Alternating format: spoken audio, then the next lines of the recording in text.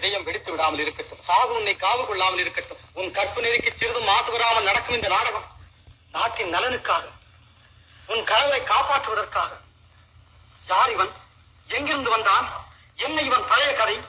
ஏன் இந்த நாடகம் என்றெல்லாம் உன் மனம் குழம்பு. தெள்ளிய நீருக்கும் இல்லறத்து பெண்ணுக்கும் கள்ளம் புரியாது, கவடம் தெரியாது. கண்ணாடி உன் மனம், அதிலே காணப்படுவது உனது கணவனின் முகம். அரண்மனை, அதிகாரம், ஆள், அம்பு, சேனை, இதுதான் நீ காணும் உலகம். இன்னும் ஒரு உலகம் உண்டு, நீ காணாதது, நான் கண்டது.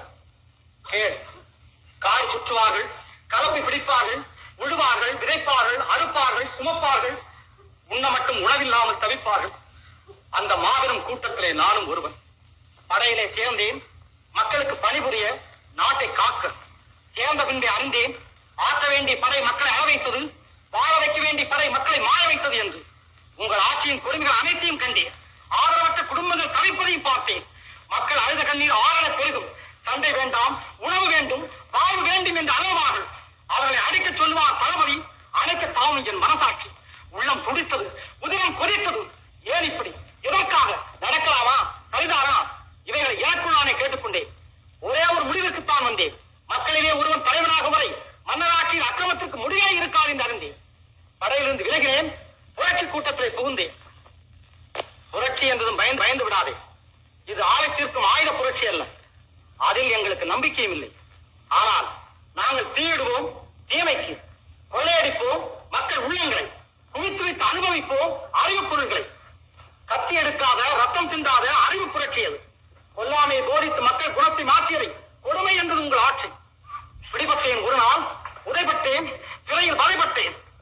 பாராள மன்னனாக பார்க்கிறாயே இப்போது. அவன் சிறையிலே இருந்தபோது பாராளுவோர் தந்த பரிசுகள் சவுக்கடி, சூடு, பார் சகோதரி. செல்வந்தர் வீட்டு மாடுகளுக்கு வைத்திய வசதி உண்டு, ஏழை அறையிலும் இருந்தவனா உங்கள் நாட்டில் இருந்து கேட்டதற்காகவா இந்த தண்டனை?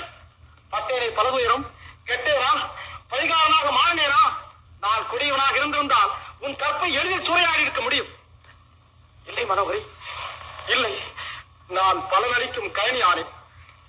குழப்பம் செய்யும் கூட்டம் ஒருபுறம், கொந்தளிக்கும் மக்கள் ஒருபுறம், என்னை கொலை செய்ய துடிக்கும் கொடுமையாளர்கள் ஒருபுறம், வடிவத்தால், வாக்கினால், சிந்தையால் இவன் நமது கணவனே என்று கலங்கும் நீ ஒருபுறம்.